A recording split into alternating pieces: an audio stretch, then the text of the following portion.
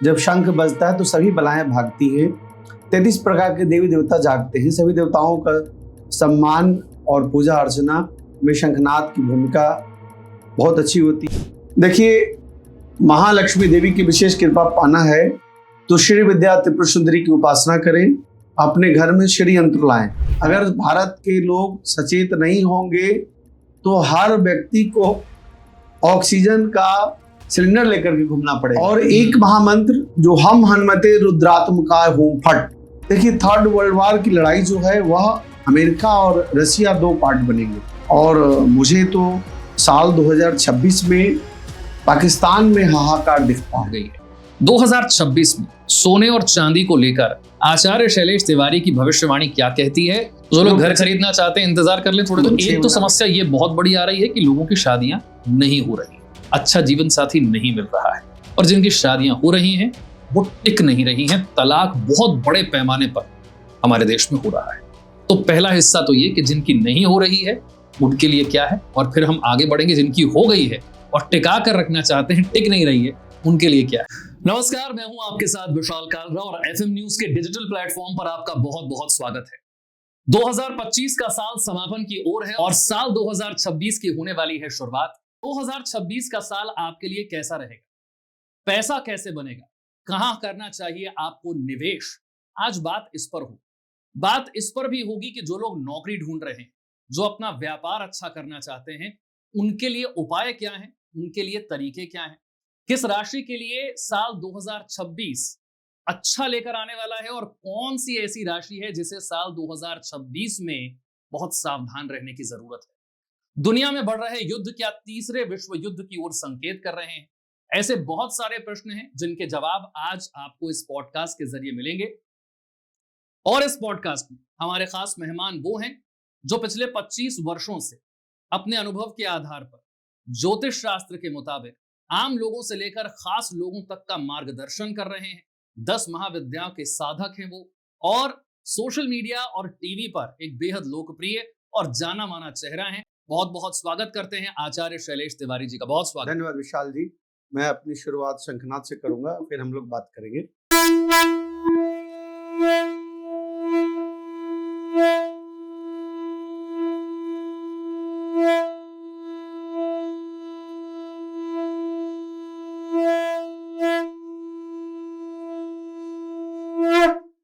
बहुत सुंदर, शुभ शुरुआत हो गई है। और मुझे लगता है हम बातचीत की शुरुआत करें उससे पहले एक बात जरूरी है।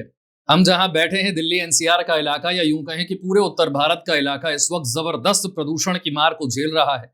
AQI 500 के पार है और ये प्रदूषण आपको तरह तरह के रोग दे रहा है। सबसे ज्यादा प्रभावित होते हैं आपके लंग्स, आपके फेफड़े, और माना जाता है कि जो शंख बजाते हैं उनके फेफड़े स्वस्थ रहते हैं और ओवरऑल स्वास्थ्य पर बड़ा असर पड़ता है। इस शंख को जब आपने बजाया, इसका महत्व क्या है, और जो लोग इस पॉडकास्ट को देख रहे हैं और उत्तर भारत में प्रदूषण से परेशान हैं, उनके लिए कुछ मैसेज छिपा है क्या? विशाल जी, कहा जाता है शंख बाजे बला भागे 33 कोट के देवता जागे। जब शंख बजता है तो सभी बलाएं भागती हैं। 33 प्रकार के देवी देवता जागते हैं। सभी देवताओं का सम्मान और पूजा अर्चना में शंखनाद की भूमिका बहुत अच्छी होती है। यह आध्यात्मिक तौर से और धार्मिक तौर से मैं महत्व बता रहा हूं, लेकिन अगर हम वैज्ञानिक महत्व बताएं, कोरोना काल में डॉक्टरों ने शंखनाद के लिए लोगों को रिकमेंडेशंस किए। पहले कहीं कहीं बैलून फुलाए लो, लेकिन बैलून से जब काम नहीं चला तो लोगों ने शंख का रिकमेंडेशन किया कि आप शंख न बजाइए, कि कोरोना में सबसे ज्यादा लंग्स प्रभावित होता था लोगों का। तो जो शंख बजाएगा उसकी इम्यूनिटी बूस्ट होती है। शंख बजाने वाले व्यक्ति का लंग्स कभी खराब नहीं होगा, हार्ट अटैक कभी नहीं आएगा। हार्ट का जो अटैक है शंख बजाने वाले व्यक्ति को नहीं आएगा। तो हार्ट्स और लंग्स, उसके अलावा किडनी पर भी इसका असर पड़ता है। शंख बजाने वाले व्यक्ति का जो यूरिन से संबंधित प्रॉब्लम है वह नहीं होती। ओवरऑल शंख नाद करने से आपका इम्यूनिटी बूस्ट रहता है। शंख को समुद्र के संतान कहे गए हैं।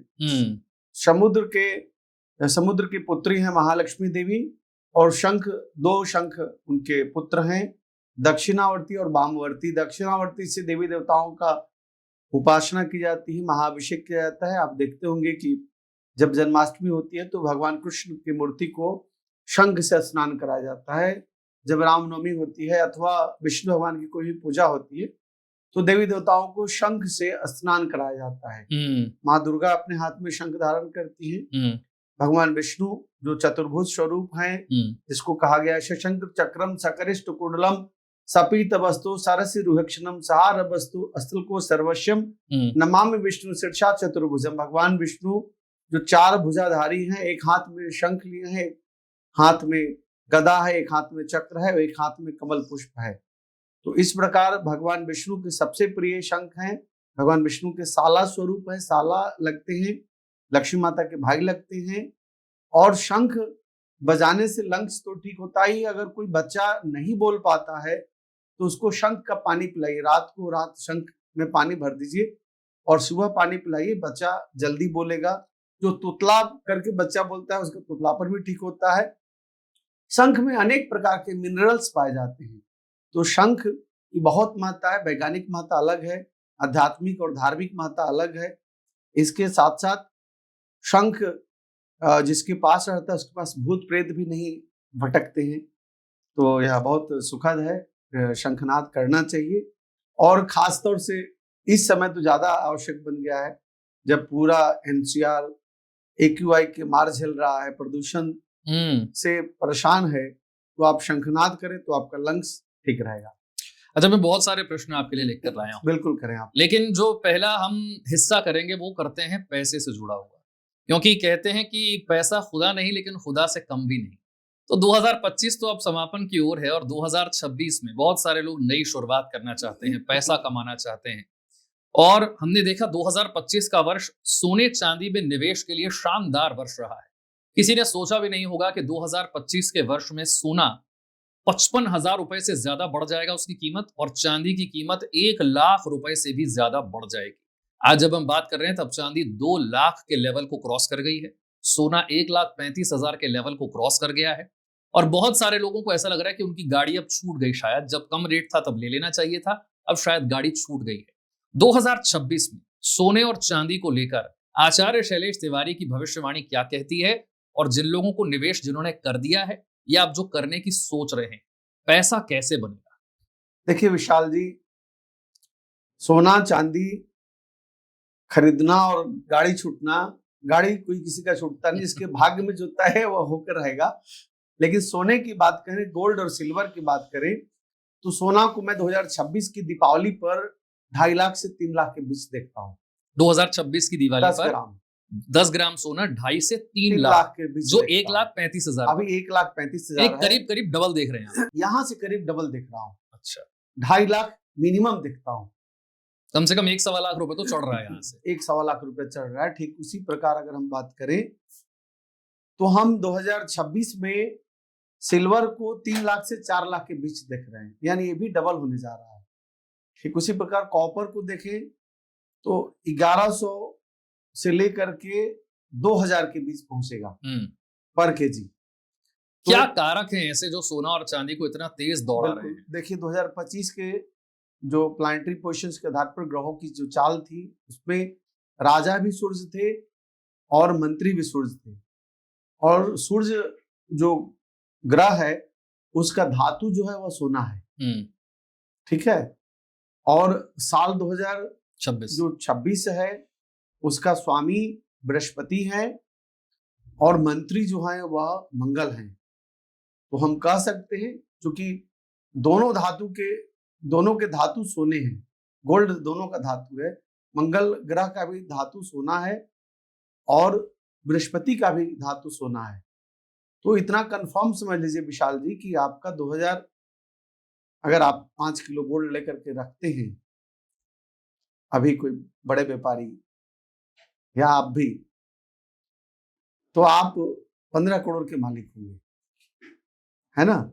नहीं तो कम से कम 12 से 15 के बीच के मालिक होंगे, 15 करोड़ के बीच। यानी हम कह सकते हैं कि 1 किलो गोल्ड का कीमत 3 करोड़ जा सकता है। क्योंकि हम जो देखते हैं राजा की दृष्टि से ग्रहों की प्लानिटरी पोजीशन देखते हैं तो वह अप्रैल से अप्रैल आता है। हमारी जो चैत्र की नवरात्रि आती है, हमारा संवत वर्ष वही बदलता है। तो साल 2026 का जो संवत है उसका राजा बृहस्पति है और मंत्री जो है वह मंगल है। तो हम कह सकते हैं कि 2027 के अप्रैल तक का हम टारगेट आपको देकर चल रहे हैं कि यह 3 लाख टच कर ही जाएगा, उससे ऊपर जाएगा, नीचे नहीं आएगा। और बहुत बड़ा प्रेडिक्शन कर रहा हूं, आपके यूट्यूब चैनल है उसके माध्यम से, आपका डिजिटल मीडिया FM न्यूज के माध्यम से, कि आप देखेंगे 2030 में गोल्ड को 5 लाख टच करते हुए। यानी यहाँ से आगे अब बढ़ना ही है। जो लोग लॉन्ग टर्म निवेश के बारे में, जो लॉन्ग टर्म निवेश में विश्वास करते हैं, सोना खरीदें, और सोना कभी नीचे नहीं आएगा। आप शुरुआत से देख लीजिए, 1940 से अभी का आप देखेंगे रेशियो कभी नीचे नहीं आया है। लेकिन इतना तेजी से बढ़ा भी बहुत कम। देखिए तेजी से बढ़ा कम है। अभी पूरी दुनिया की बात करते हैं तो जो अमेरिका है वो सारा का सारा गोल्ड खरीद रहा है। कुछ लोग कह रहे थे कि सोना जो है जब 1 लाख गया तो लोग कह रहे थे कि देखिए सोना नीचे आ जाएगा, 56 पर आ जाएगा, 60 पर आ जाएगा। नहीं, ऐसा नहीं होगा। अब आप देखिएगा यूरोपियन कंट्री अगर डॉलर को डाउन करना चाहेंगे तो सोना खरीदेंगे।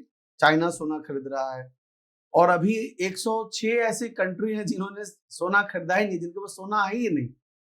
और मात्रा तो सीमित है, किसी भी धातु की मात्रा सीमित है, बिल्कुल, जमीन सीमित है। अब भारत की जनसंख्या अभी 150 करोड़ है।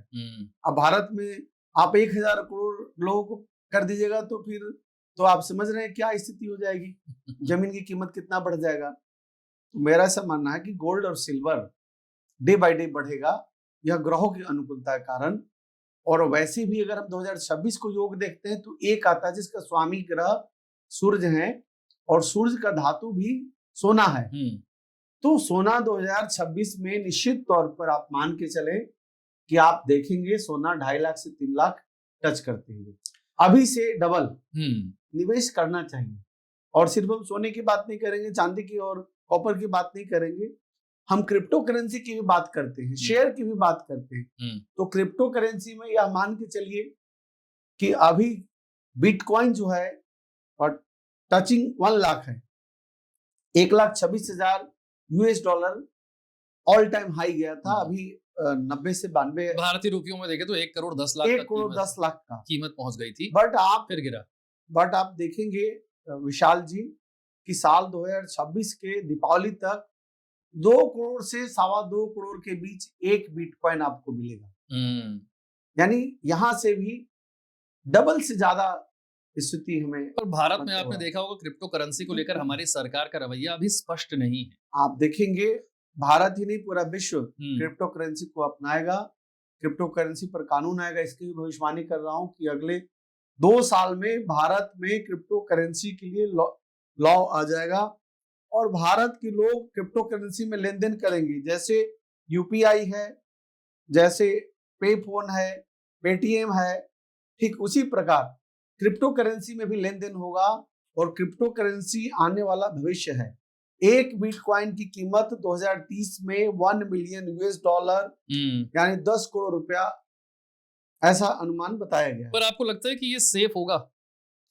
बिल्कुल सेफ होगा। बहुत सारे लोग कहते हैं क्रिप्टो कैसे बढ़ता है, कैसे घटता है, इसके क्या कारक है, बहुत ज्यादा समझ में नहीं आता। ट्रांसपेरेंसी नहीं है, पारदर्शिता नहीं है इसमें। जैसे विशाल जी शेयर बढ़ता और घटता है, उसमें भी पारदर्शिता लोग बोलते नहीं है। कुछ बड़े उद्योगपति शेयर को खरीद लेते हैं, और थोड़ा सा जब रेट बढ़ता है उसके देखा देखी लोग खरीदते हैं। जब बहुत रेट बढ़ता है तो बेच देते हैं, डंप हो गया तो प्राइस नीचे आ गया। फिर जो छोटे लोग हैं वो फंस गए, अब बड़े लोग हैं फिर वापस खरीद लेते हैं। तो यह कह सकते हैं आप कि सांप और सीढ़ी का खेल, जो लूडो गट्टी है, लूडो का खेल है, उस तरह का खेल पर क्या आप भारतीय निवेशकों को यह सलाह देंगे कि आप क्रिप्टो करेंसी में पैसा लगाएं?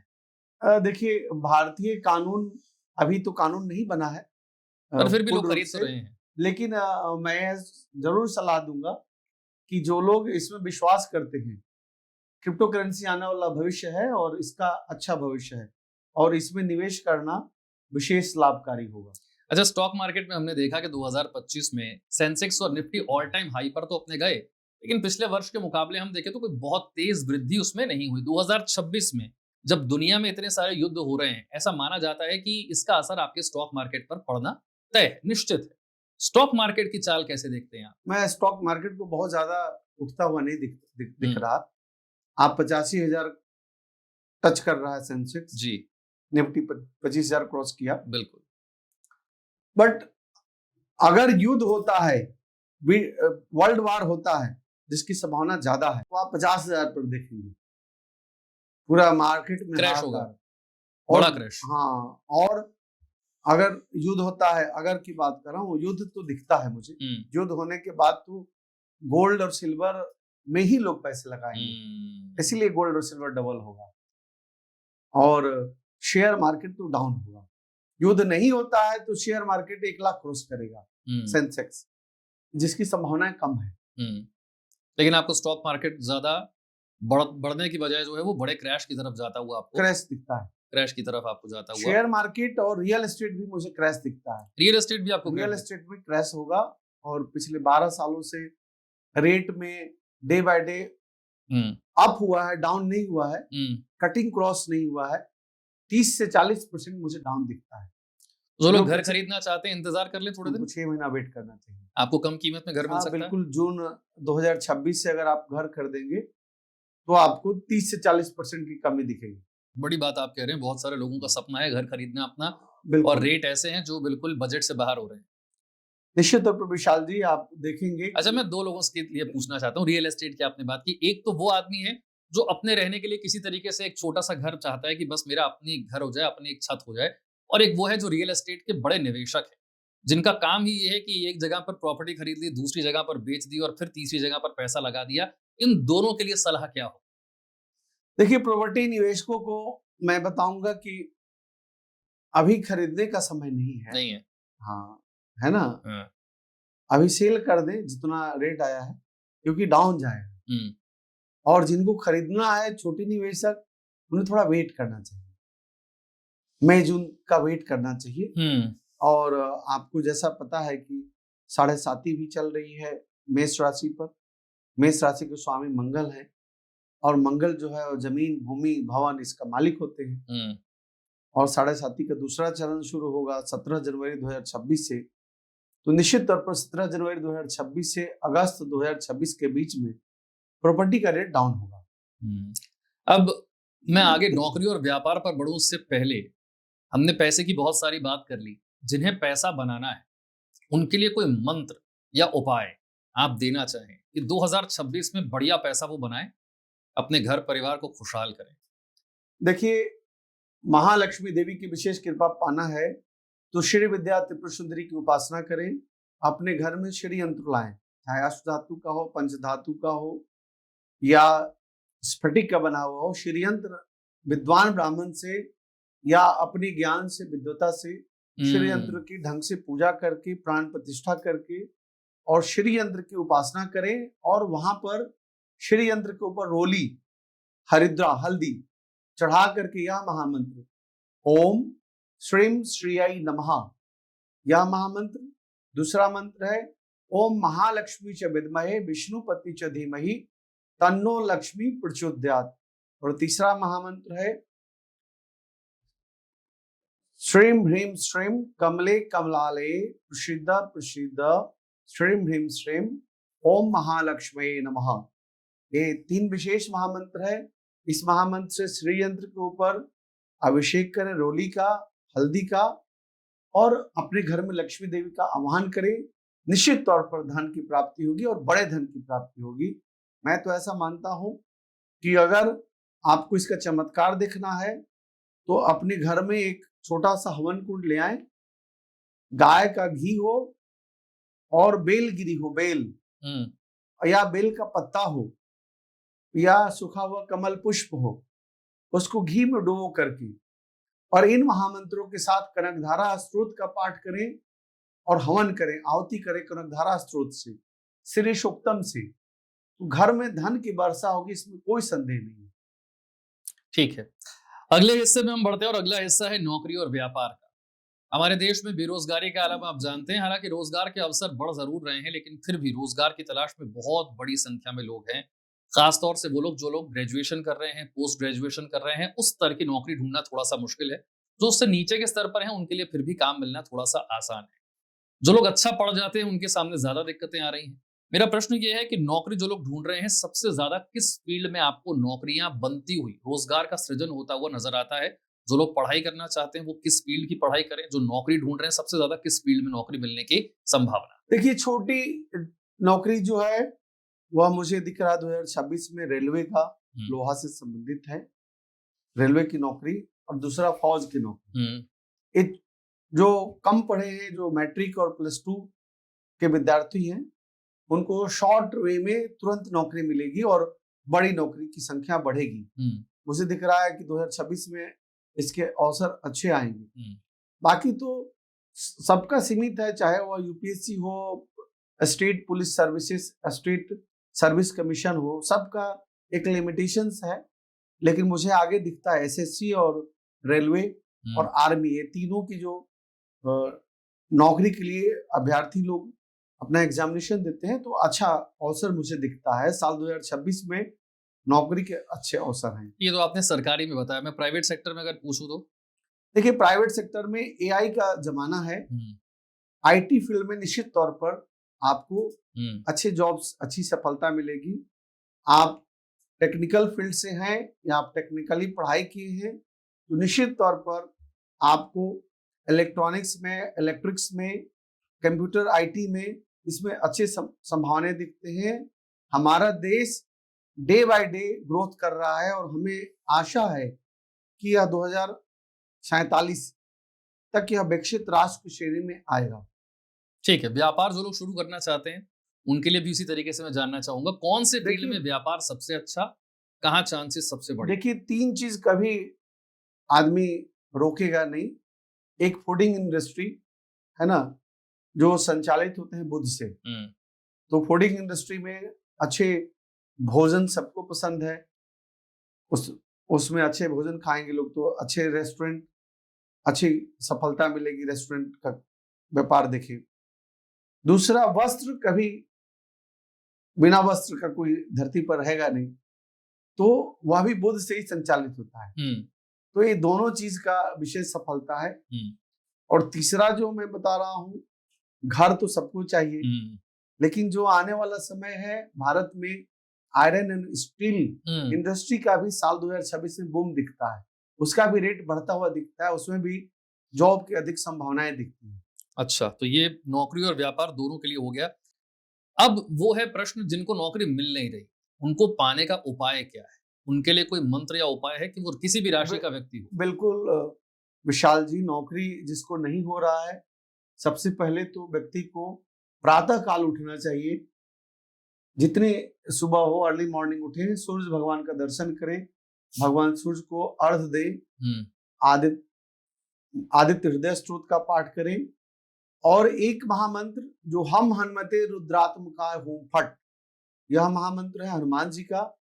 जिसको नौकरी नहीं मिल रहा है, तो हनुमान जी कलयुग के प्रत्यक्ष देवता हैं। आप इस महामंत्र को जप करते हैं तो निश्चित तौर पर सफलता मिलती है। और जो लोग नौकरी कर रहे हैं और जिनका प्रमोशन नहीं हो रहा है, या जिनको पैसा अपना बढ़ाना है कि हमारी तरक्की हो जाए, उनके लिए? पद प्रतिष्ठा के लिए तो श्री विद्या त्रिपुर सुंदरी राजराजेश्वरी का उपासना करें, ललिता सहस्त्रनाम का, श्री शुक्तम का और कनक धारा का पाठ करें, निश्चित तौर पर सफलता मिलेगी।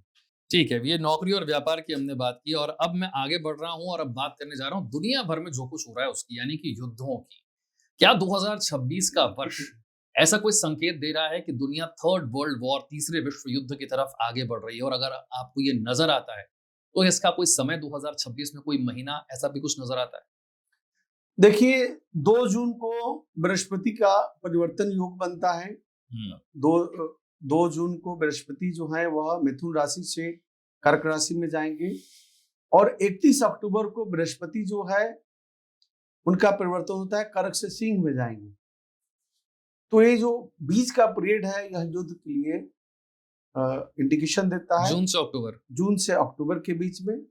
उसके साथ ही साथ राहु और केतु का बड़ा परिवर्तन नहीं है 2026 में।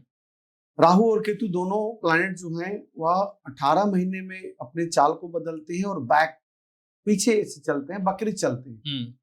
तो राहु का परिवर्तन और केतु का परिवर्तन 5 दिसंबर को होगा। राहु जो है वह कुंभ राशि से मकर राशि में आएंगे, ठीक उसी प्रकार केतु जो है वह सिंह राशि से कर्क राशि में आएंगे।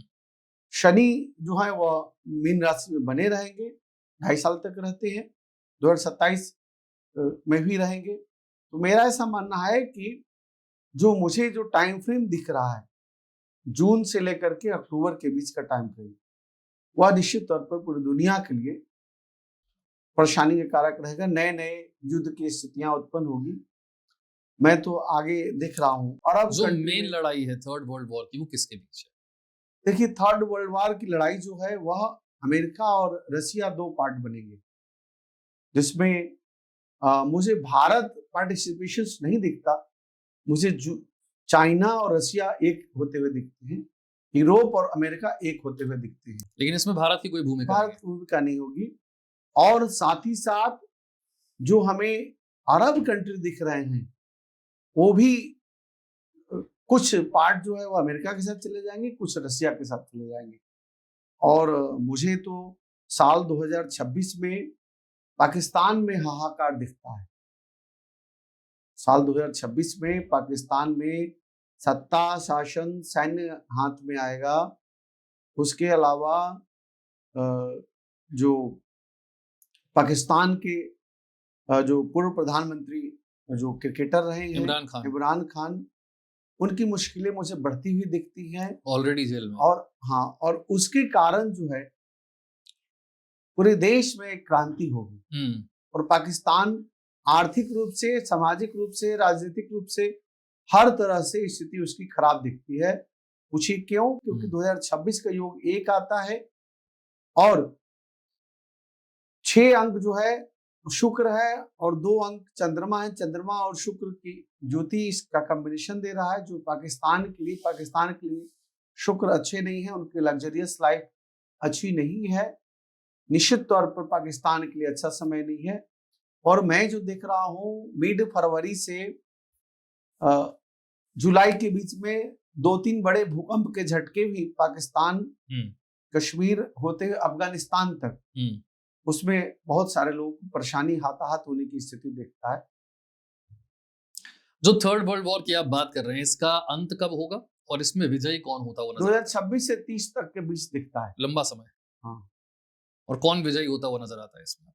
देखिए, मुझे जो जैसा लगता है कि भारत एक सशक्त शक्तिशाली राष्ट्र के रूप में दुनिया के सामने उभर कर आएगा, एक बड़ी शक्ति के रूप में। और चाइना पूरी दुनिया को लीड करेगा आने वाले समय में। ठीक है, चाइना लीड करता हुआ आपको नजर आता है। भारत पर किसी तरीके के आतंकवादी हमले का खतरा? देखिए, अगर हम सीमा की बात करते हैं तो शत्रु 2026 में भी भारत के बढ़ेंगे।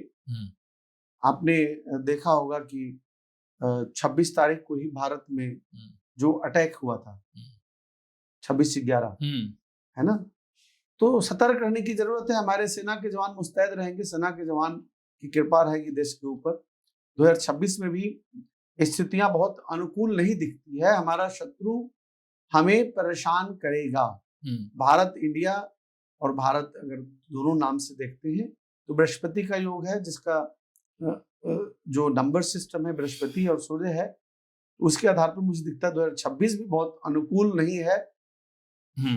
अपने सीमा के आधार पर देखते हैं। हाल ही में दिल्ली में बड़ा धमाका हुआ, उसके बाद से कई लोगों का मानना है कि ऑपरेशन सिंदूर का अगला हिस्सा ऑपरेशन सिंदूर 2.0 ये किसी भी समय शुरू हो सकता है। आपको लगता है 2026 में ऐसा फिर कोई संघर्ष भारत पाकिस्तान के बीच में पाकिस्तान के ऊपर भारत का प्रभुत्व और प्रभाव बढ़ेगा और जो बलोच है वह एक अलग राज्य, अलग देश हो जाएगा। अच्छा, बलूचिस्तान। पीओके भी मुझे दिखता है नरेंद्र मोदी जी की सरकार जो 2029 तक है, लगातार निर्बाध रूप से नरेंद्र मोदी जी काम कर रहे हैं। मुझे दिखता है कि पीओके भी भारत के प्रभाव में आएगा और ये 2026 में होगा। 2026 के मार्च से लेकर के 2027 के जून जुलाई तक, इस बीच का टाइम फ्रेम में। ठीक है, आगे हम बढ़ते हैं। और अब जो कि आपने बात अब इतनी सारी नेताओं के बारे में हो ही गई है, तो मुझे लगता है नेताओं वाला हिस्से जो है उसे टच करना अब जरूरी है। प्रधानमंत्री मोदी का आपने जिक्र किया, मैं मोदी और राहुल गांधी को आमने सामने रखकर देखना चाहता हूँ। बहुत लंबे समय से कांग्रेस पार्टी अपना प्रधानमंत्री बनाने की कोशिश कर रही है। राहुल गांधी सबसे बड़े नेता इस वक्त हैं। प्रधानमंत्री मोदी का कार्यकाल क्या पूरा होगा 2029 तक? राहुल गांधी के दोनों के लिए मैं एक साथ पूछ रहा हूँ, इनके लिए आने वाला वक्त कैसा है? देखिए, अगर हम नरेंद्र मोदी जी की कुंडली की बात करें तो 17 सितंबर 1950 का उनका जन्मदिन है। मेहसाना में 11 बजे प्रातः काल उनका जो कुंडली का लग्न है वो वृश्चिक लग्न और वृश्चिक राशि है। और अगर हम देखें तो उनके भाग्य शश महापुरुष पंच महापुरुष योग है, शश योग है। और नरेंद्र मोदी जी की कुंडली में बृहद राजयोग है। उसके आधार पर हम कह सकते हैं उनका महादशा, मंगल की जो महादशा है वह टिल 2028 के नवंबर तक रहेगा। तो मुझे अगले 3 साल तक कोई समस्या नहीं दिखता। और जब नरेंद्र मोदी जी की राहु की महादशा आएगा तो नीचभंग राजयोग देता है। तो नरेंद्र मोदी जी 2029 के भी चुनाव में भारत के बीजेपी की तरफ से कैंडिडेट होंगे और प्रधानमंत्री बने रहेंगे। 2029 में भी मुझे कोई संशय और कोई परेशानी नहीं दिखती है। यानी 4th टर्म की बात कर रहा हूं कि नरेंद्र मोदी जी प्रधानमंत्री के रूप में रहेंगे। राहुल गांधी की बात कहें तो देखिए, राहुल गांधी जी का अभी सीटें बढ़ी है, 100 के करीब आया है। लेकिन अगर 2029 में अगर चुनाव होगा तो राहुल गांधी की सीटें घटेगी। और हम बात करें कि 2026 में नरेंद्र मोदी जी का प्रभाव इसलिए पराक्रम इसलिए बढ़ेगा कि उनको पश्चिम बंगाल में विजय की प्राप्ति दिखता है मुझे, मेरे कैलकुलेशन से। 2026 बंगाल का विधानसभा चुनाव 2026 में बंगाल के विधानसभा चुनाव में चूंकि 5 जनवरी 1955 का जन्म है ममता दीदी का, ममता बनर्जी का। और ममता बनर्जी की कुंडली जो है उसमें जो 9वां भाव है उसमें राहु सूर्य बुध के साथ बैठे हैं, जो ग्रहण योग देंगे। 2026 में सत्ता शासन में परिवर्तन पश्चिम बंगाल में होगा।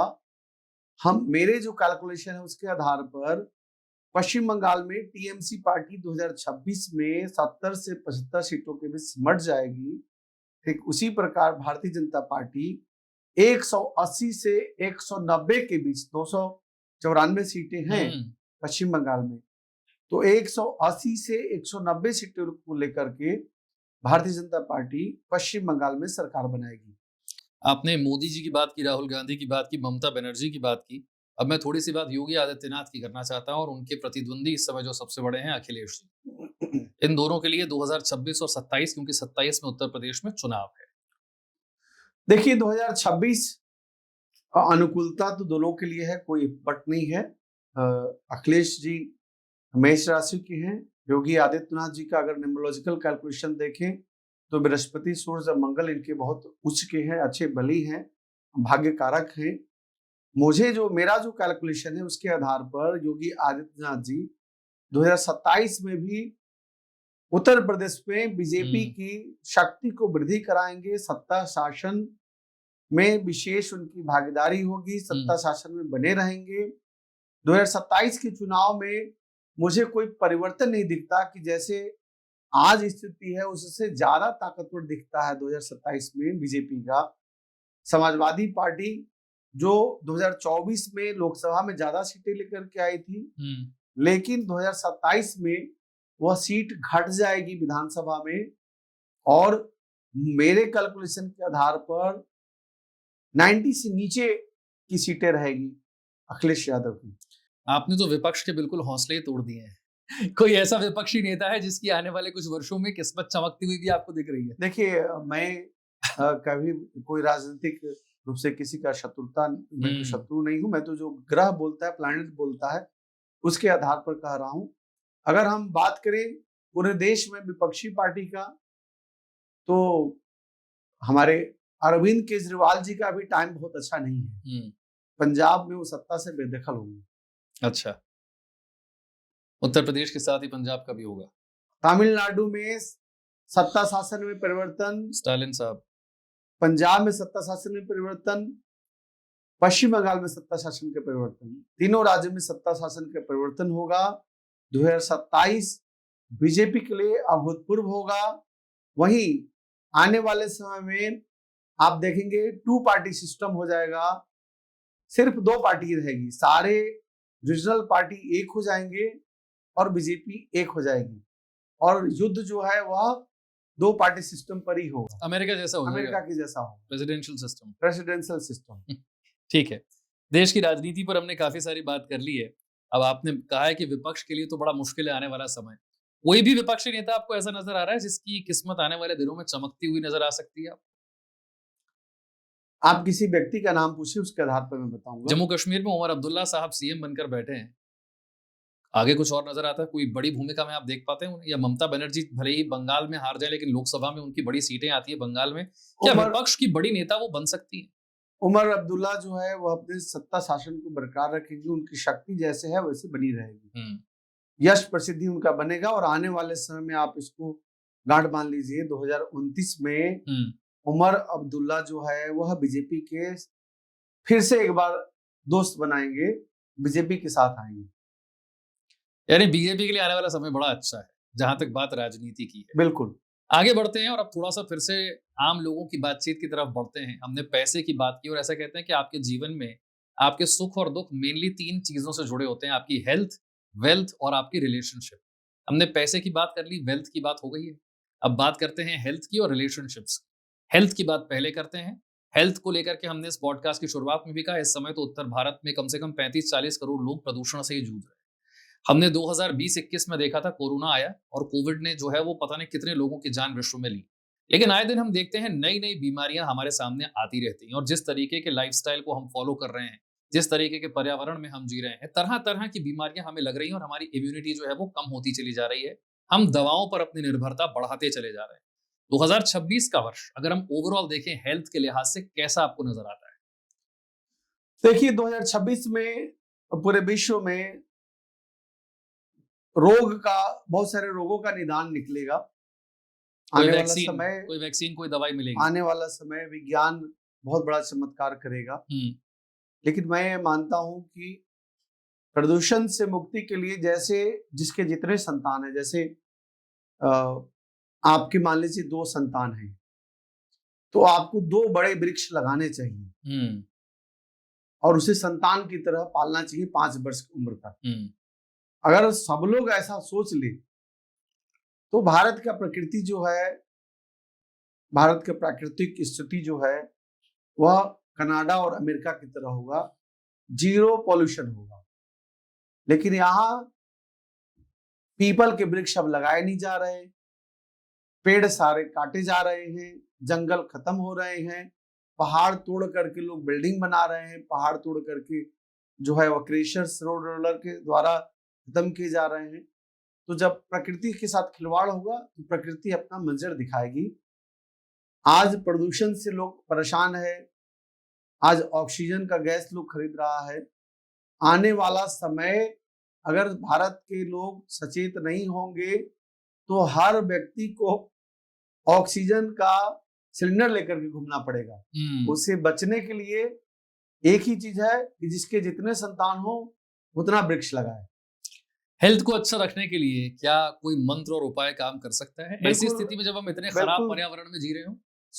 उत्तम स्वास्थ्य के लिए सुंदरकांड और हनुमान चालीसा, कलयुग के प्रत्यक्ष देवता हनुमान जी को कहा गया है, तो हनुमान चालीसा का पाठ करें, सुंदरकांड का पाठ करें, और विशेष कोई व्यक्ति रोग से ग्रसित हो तो महामृत्युंजय मंत्र का जप करे।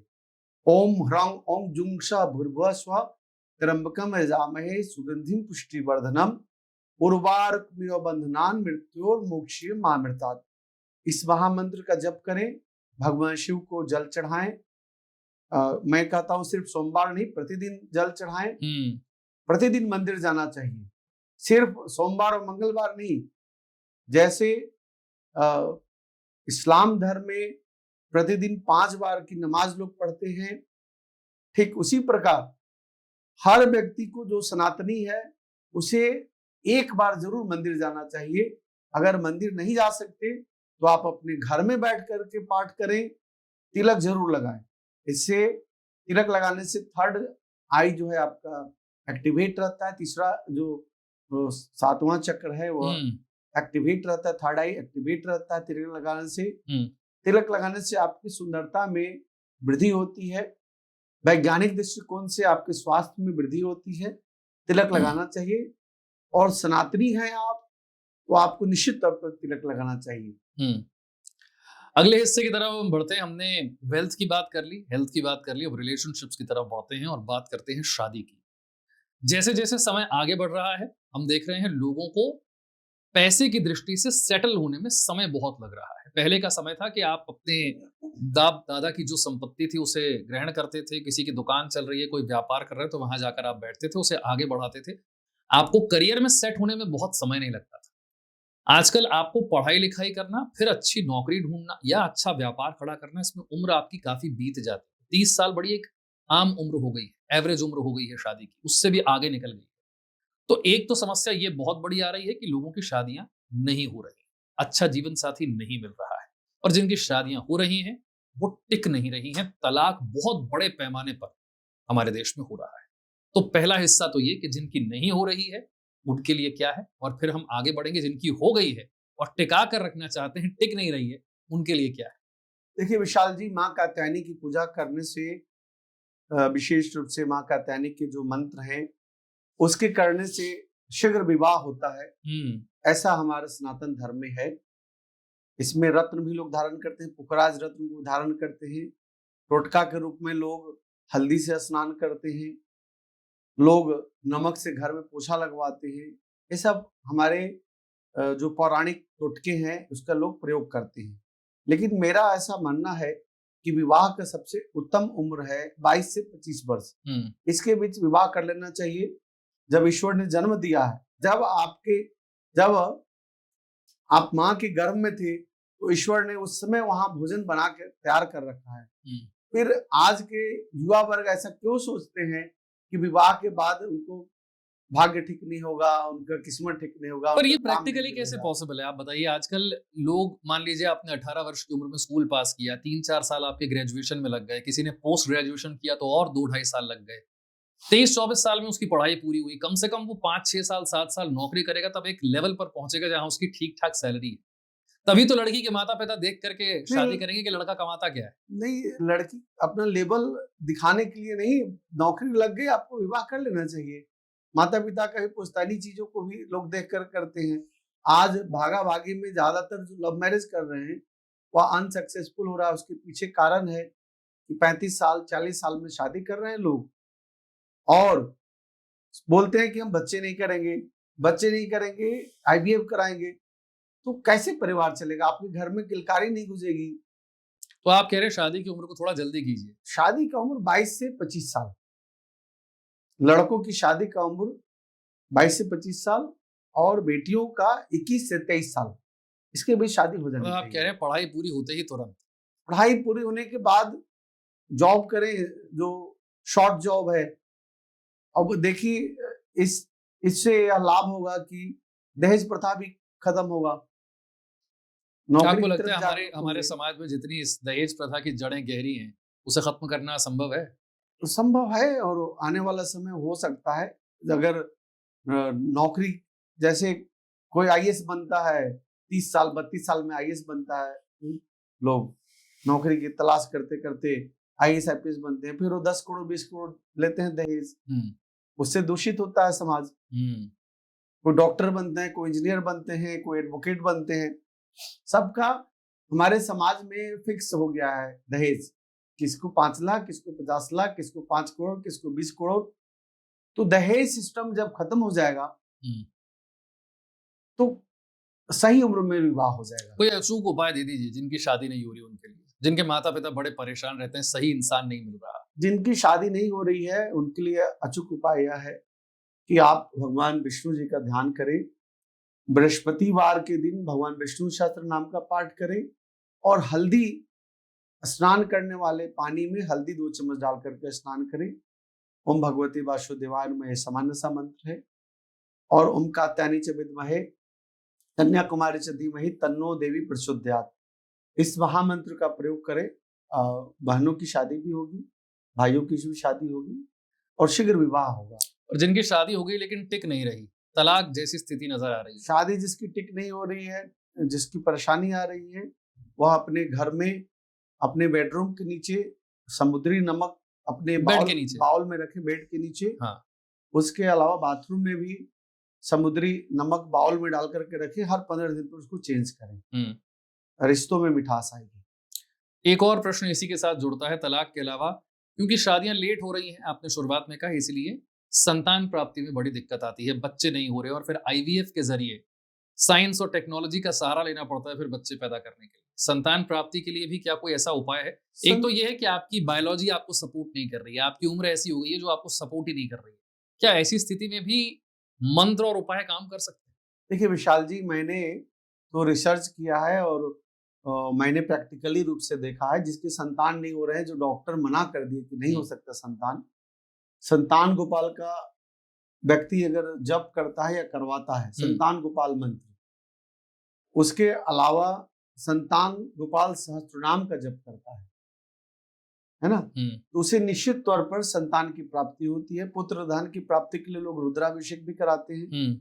रुद्राभिषेक भगवान शिव के कोई ज्योतिर्लिंग है वहां जाकर करता है व्यक्ति, जैसे बाबा विश्वनाथ जी में कोई व्यक्ति रुद्राभिषेक करता है तो वंश की वृद्धि होती है, दूध से अभिषेक करे। बाबा बैद्यनाथ धाम में जाकर के रुद्राभिषेक करे। अगर आप वहां नहीं जा सकते, वहां आपकी व्यवस्था नहीं मिल सकती, तो आप अपने घर में ही रुद्राभिषेक कराएं और विशेष रूप से हरिवंश पुराण का 3 बार पाठ सुन लें। 1 वर्ष में संतान होगा ही होगा, यह आजमाया हुआ है। अगर किसी की समस्या होती है, कोई, मैं चैलेंज करता हूं कि 3 बार हरिवंश पुराण सुन लें, संतान गोपाल मंत्र का 1.25 लाख जप करा लें और पति पत्नी साथ रह करके संबंध को बनाए, तो निश्चित तौर पर 1 वर्ष के अंदर संतान की प्राप्ति होगी। ठीक है, आगे हम बढ़ते हैं। 12 राशियों के लिए अलग अलग आज जानने का इतना समय तो नहीं है, लेकिन मैं इतना जरूर समझना चाहूंगा, 2026 कौन सी राशि के जातक के लिए सबसे बढ़िया, किस राशि का भाग्य बिल्कुल चमकने वाला है, बिना कुछ किए ये वर्ष उसे इतना सपोर्ट करेगा कि जिसे कहते हैं कुछ लोगों के लिए कि सड़क से उठाकर स्टार बना देता है, और कौन सी राशि ऐसी है जिसको सबसे ज्यादा सावधान रहने की जरूरत है? देखिए, बृहस्पति का वर्ष है, बृहस्पति और मंगल मंत्री हैं, बृहस्पति राजा हैं, तो मेष राशि और वृश्चिक राशि तो मंत्री हो गए और राजा में धनु और मीन राशि हो गए। तो इन 4 राशियों को बहुत ज्यादा संघर्ष नहीं करना पड़ेगा। 7.5 होने के बावजूद भी 2026 में, एक बार रिपीट कर दीजिए 4 राशियां। 4 राशि मेष राशि और वृश्चिक राशि, जिसके स्वामी मंगल हैं। चूंकि साल 2026 के जो मंत्री हैं वह मंगल हैं और राजा जो है बृहस्पति है। बृहस्पति की 2 राशि है, धनु और मीन राशि। तो हम इन 4 राशियों को देख रहे हैं कि बहुत ज्यादा संघर्ष नहीं करना पड़ेगा। बाकी मेष राशि वाले जातकों को हनुमान चालीसा का पाठ करना चाहिए, वृषभ राशि वाले जातकों को दुर्गा सप्तशती का पाठ करना चाहिए, मिथुन राशि वाले जातकों को गणेश अष्टक का पाठ करना चाहिए या गणेश जी के 12 नामों का जप करना चाहिए। कर्क राशि वाले जातकों को रुद्राभिषेक करना चाहिए, भगवान शिव का पंचाक्षरी मंत्र का जप करना चाहिए। सिंह राशि वाले जातकों को आदित्य हृदय स्तोत्र का पाठ करना चाहिए। 2026 को सफल बनाने के लिए भगवान सूर्य को जल देना चाहिए। कन्या राशि वाले जातकों के लिए विशेष रूप से गणपति का पूजन करें, गणेश अथर्वशीर्ष का पाठ करें। हम बात करें तुला राशि का, तो तुला राशि वाले जातक दुर्गा सप्तशती का पाठ करें, ललिता सहस्त्रनाम का, शीर्ष सूक्तम, पुरुषोत्तम का पाठ करें, लाभकारी रहेगा। धनु राशि की बात करें तो विष्णु सहस्त्रनाम आपके लिए साल 2026 सफलता का वर्ष देगा। अगर हम बात करें मकर राशि का, तो शनिदेव की कृपा होगी। शनिदेव का विशेष कोई भी पीपल के वृक्ष जहां पूजित हो मंदिर के नजदीक, वो उसके जड़ के नीचे आप दीपक जलाएं। ठीक उसी प्रकार कुंभ राशि वाले जातक हनुमान जी की पूजन करें और शनिदेव की उपासना करें। ओम प्राम प्रीम प्रम शनि नमः का जप करें, शनिदेव की कृपा होगी। और मीन राशि वाले जातक साल 2026 के लिए ललिता सहस्त्रनाम, विष्णु सहस्त्रनाम का नित्य पाठ करें। निश्चित तौर पर साल 2026 सफलता का वर्ष होगा। और कौन सी ऐसी राशि है जिसके लोग जो है, जातक जो है, उनको सबसे ज्यादा सावधान रहना है, जो दिक्कतें पैदा हो सकती हैं जिनके लिए सबसे ज्यादा? मेरा ऐसा मानना है कि साल 2026 में सभी राशियों को लाभ मिलेगा, कोई टेंशन नहीं लेना है। भगवती पर कृपा, भगवती की आराधना करें, अच्छे कर्म करें और बात बात में गुस्सा होकर के झगड़ने की स्थिति ना करें। अच्छा, जब हम अपनी राशि देखते हैं बहुत सारे लोगों को कंफ्यूजन है, क्योंकि जब आप अखबार देखते हैं तो उसमें कई जगह पर लिखा होता है कि अगर आपका जन्म इस तारीख से इस तारीख के बीच हुआ है तो आपकी राशि है। एक तो होता है इंग्लिश कैलेंडर के हिसाब से राशि देखना, एक सूर्य के हाँ, आधार पर, और एक दूसरा होता है चंद्र जो के आपकी आधार पर। जन्म कुंडली में चंद्र राशि लिखी हुई है वो देखना। जब आप राशियों की बात करते हैं तो हम राशि कैसे पकड़े अपनी? मान लीजिए कि कोई व्यक्ति, मान लीजिए मैं अपनी बात करता हूँ, जैसे मेरी जन्म 22 जून का है, तो मेरी राशि मुझे कैसे देखनी? क्या इंग्लिश कैलेंडर के हिसाब से या मेरी जन्म पत्रिका पर जो जन्म पत्री में जो कुंडली है उसके हाँ। आधार पर देखना चाहिए। ये इंग्लिश कैलेंडर वाली आपको नहीं इंग्लिश कैलेंडर वाले से उतना सटीक नहीं होता। अच्छा, आप जन्म कुंडली से देखें किस राशि के हैं, उसके आधार पर ही उसका लाभ लें। ठीक। आखिरी हिस्से की तरफ हम बढ़ते हैं और अब बात थोड़ी सी क्रिकेट की करते हैं, क्योंकि हमने हेल्थ वेल्थ रिलेशनशिप की बात कर ली, हमने राजनीति की बात कर ली है, पैसा बनाने की हमने बात कर ली है, युद्ध की बात कर ली है। अब बात करते हैं क्रिकेट की, क्योंकि हमारे देश में क्रिकेट एक धर्म की तरह है और धर्म के लिए तो फिर कुछ भी किया जा सकता है, आप जानते हैं। तो प्रश्न ये है कि 2026 में T20 वर्ल्ड कप होने वाला है और भारत इसे संयुक्त रूप से होस्ट करेगा श्रीलंका के साथ। फरवरी के महीने में वर्ल्ड कप है और सूर्य कुमार यादव की कैप्टनसी में इंडिया की टीम उतरने जा रही है। भारत के लिए कैसा रहेगा ये T20 वर्ल्ड कप? पिछली बार हमने जीता था, क्या एक बार फिर ट्रॉफी उठाने का मौका मिलेगा? देखिए, बहुत ही अच्छा प्रश्न किया आपने। 2026 का योग देखते हैं तो एक है जिसका स्वामी सूर्य है और सूर्य कुमार हमारी कप्तानी कर रहे हैं। साल 2026 में भी हमें T20 में विजय प्राप्ति होगी, इसमें कोई संदेह नहीं है। सूर्य का वर्ष है नंबर सिस्टम के आधार पर और हम गणना करते हैं न्यूमरोलॉजिकल कैलकुलेशन के आधार पर ही, तो विश्व विजेता बनेंगे 2026 में भी। और यह बहुत अच्छा वक्त आ रहा है क्रिकेटर और क्रिकेट प्रेमियों को, बहुत अच्छी खुशखबरी मिलने वाली है। अच्छा, विराट कोहली और रोहित शर्मा के फ्यूचर को लेकर बड़े सारे सवाल उठते हैं। T20 से उन्होंने रिटायरमेंट ले लिया, टेस्ट क्रिकेट से रिटायरमेंट ले लिया, दोनों भारत के हीरोज हैं। 2027 का वनडे वर्ल्ड कप ऐसा माना जा रहा है कि वो खेलेंगे। क्या खेल पाएंगे? क्या ऐसे हालात रहेंगे? और अगर खेलेंगे तो क्या जीतते हुए, ट्रॉफी उठाते हुए आप उन्हें देखते देखिए हैं? 2027 भी हमारे देश के खेल के लिए बहुत ही लाभकारी रहेगा और मुझे दिखता है 2027 में दोनों जो हमारे धुरंधर हैं, दोनों खेलेंगे और दोनों विजय प्राप्त करेंगे। ठीक है, आपने दो अच्छी खबरें दे दी हैं और अब मैं आखिर में 10 महाविद्याओं की बात करूंगा जिसके आप साधक भी हैं और जिसके बारे में आप एक्सपर्ट भी हैं। जी।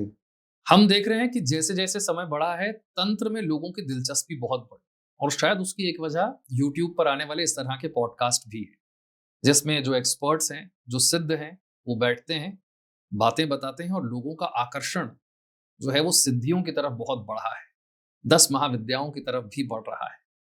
तो ऐसी कोई सिद्धि है या ऐसी कोई साधना है जो कि एक आम व्यक्ति भी बड़े आराम से कर सकता है और अपने जीवन में तुरंत उसका असर भी देखने को मिल सकता है, जहां पर कोई अंधविश्वास नहीं है, बात बिल्कुल साफ है और आपके सामने है। कुछ ऐसा आप बता सकें जो वो तुरंत अनुभव कर सके? देखिए विशाल जी, 10 महाविद्या गुप्त महाविद्या है, गुप्त विद्याएं हैं। बिना दीक्षित व्यक्ति कोई मंत्र का जप करे उसका लाभ नहीं है। आम जनमानस में देखें तो 10 महाविद्या में जो माँ काली है, माँ तारा है, माँ धुमावती है, माँ त्रिपुर राजेश्वरी है, माँ छिन्नमस्तिका है, माँ बगलामुखी है, माँ कमला है, माँ षोडशी, ये जो माँ 10 महाविद्या की जो देवियां हैं, 10 देवियां, उनको प्रसन्न करने का एक ही तरीका है मंत्रों का जप। और उसके लिए जरूरी है कि आप दीक्षित हो। जो दीक्षित नहीं है उसके जप का उतना लाभ नहीं है। जो दीक्षित होगा उसे मंत्र का उच्चारण सही में आएगा। जो भगवान शिव को गुरु मान करके और साधना करता है, तो जैसा मैं मानता हूं कि अगर कोई व्यक्ति बड़े बड़े संकट में है, कोई रोग से ग्रसित है, रोग से मुक्त नहीं हो पा रहा है, शत्रु एक से बढ़कर एक जीवन में आ रहे हैं और परेशानी से घिर चुका है, तो ऐसा व्यक्ति माँ धुमावती की शरण में जाए। माँ धुमावती वैधर्भ स्वरूपा हैं, उनके भैरव नहीं हैं और उन्होंने साक्षात भगवान शिव को निगल गई थी, उनका धूम्रवर्ण हो गया था। तो माँ धुमावती का धूम धूम धूमावती स्वाहा सबसे आसान मंत्र है, बहुत आसान मंत्र है, धूम धूम धूमावती स्वाहा। इस महामंत्र को कोई व्यक्ति अगर जप करता है तो उसे तात्कालिक लाभ मिलता है। ठीक उसी प्रकार अगर कोई शत्रु से परेशान है, केस मुकदमा से परेशान है, कोर्ट कचहरी भागदौड़ कर रहा है, तो दतिया देवी का दर्शन करें। दतिया में माँ बगलामुखी है। उसके अलावा माँ बगलामुखी के 3 शक्तिपीठ हैं जो त्रिकोण में बने हुए हैं। नलखेड़ा है और हिमाचल में बनखंडी है। इन 3 त्रिकोण में कहीं भी दर्शन माँ बगलामुखी का करें। ओम ह्लीं बगलामुखी सर्दुष्टानां वाचमुखम पदम स्तंभे जिह्वाम किलय किलय बुद्धिम विनाशाय ह्लीं ओम फट स्वाहा। इस महामंत्र का व्यक्ति अगर जप करता है, पीला वस्त्र धारण करके हल्दी के माला से पीले आसन पर शुद्ध और सात्विक और ब्रह्मचर्य रह करके 9 रात्रि तक या 40 रात्रि तक, रात्रि 9 से 1 बजे के बीच में जप करता है, उसे तात्कालिक लाभ मिलेगा। ठीक उसी प्रकार कोई आर्थिक रूप से बहुत ज्यादा परेशान है तो मैं त्रयाक्षरी से 3 अक्षरों का मंत्र दे सकता हूँ, षोडशी अष्टादशी नहीं दे सकता। त्रयाक्षरी में है ओम श्रीम श्रेयाय नमः। ओम श्रीम श्रेयाय नमः। इस महामंत्रों का अगर व्यक्ति जप करता है तो माँ त्रिपुर सुंदरी राजराजेश्वरी 10 महाविद्या की देवी शीघ्र प्रसन्न होती है। व्यक्ति आर्थिक रूप से मजबूत होता है। इसको आजमाने की बात है। एक बार आजमाएंगे आप लाखों सुख पाएंगे। घर में कुछ भी नहीं है, सब कुछ भर जाएगा। आप साइकिल से चल रहे हैं, बहुत सारे लोग मुझे सोशल मीडिया से बात करते हैं, तो आपके घर कार आ जाएगा साल भर के अंदर, इसमें कोई संशय नहीं है। यह गुप्त महामंत्र है, त्रयाक्षरी मंत्र है, ओम श्रीम श्रेयाय नमः। इस मंत्र का कोई जप करे उसका चमत्कार दिखेगा। बहुत बहुत शुक्रिया आचार्य शैलेश तिवारी जी। मुझे लगता है कि आज की जो बातचीत हुई है, हमारे दर्शकों को बहुत सारी चीजों को लेकर क्लैरिटी मिली होगी और आपका मार्गदर्शन तो पिछले 25 वर्षों से आम से लेकर खास लोगों तक को मिल रहा है और इस पॉडकास्ट के माध्यम से हमारे दर्शकों को भी मिलेगा। बहुत बहुत शुक्रिया आपका हमारे स्टूडियो में आने के लिए। आपका उज्जवल भविष्य हो, आपके चैनल का भी भविष्य आगे अच्छा हो, यही कामना है। हरे कृष्ण। बहुत शुक्रिया।